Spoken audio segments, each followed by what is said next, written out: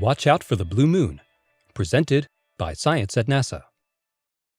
When someone says once in a blue moon, you know what they mean. Rare, seldom, even absurd.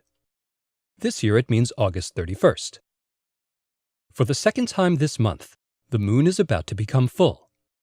There was one full moon on August 1st, and now a second is coming on August 31st.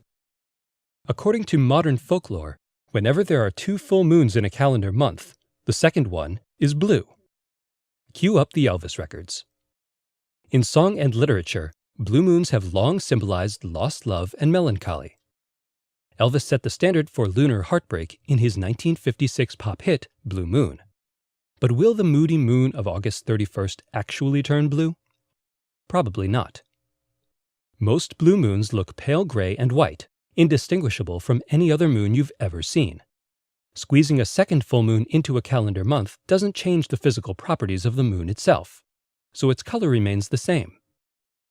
With that caveat in mind, however, be aware that on rare occasions it can happen.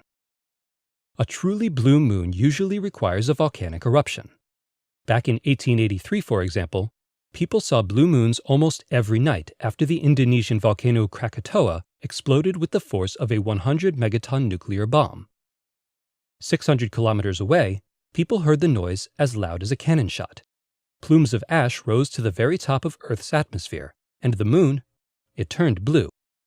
Krakatoa's ash was the reason. Some of the ash clouds were filled with particles 1 micron wide, about the same as the wavelength of red light. Particles of this special size strongly scatter red light, while allowing blue light to pass through. Krakatoa's clouds thus acted like a blue filter. People also saw blue-colored moons in 1983 after the eruption of the El Chichon volcano in Mexico. And there are reports of blue moons caused by Mount St. Helens in 1980 and Mount Pinatubo in 1991. Certain forest fires can perform the same trick.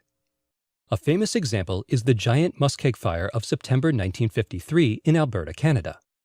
Clouds of smoke containing micron-sized oil droplets produced lavender suns and blue moons all the way from North America to England. There are plenty of wildfires burning in the hot, dry USA this month. If any of them produce smoke with an extra dose of micron-sized particles, the full moon might really turn blue. On the other hand, maybe it will turn red.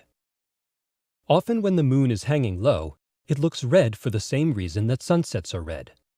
The atmosphere is full of aerosols much smaller than the ones injected by volcanoes.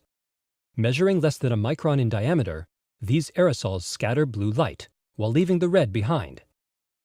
For this reason, red blue moons are far more common than blue blue moons. Sounds absurd? Yes, but that's what a blue moon is all about.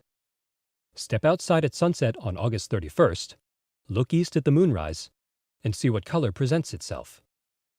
For more news about moons, big, blue, and otherwise, visit science.nasa.gov.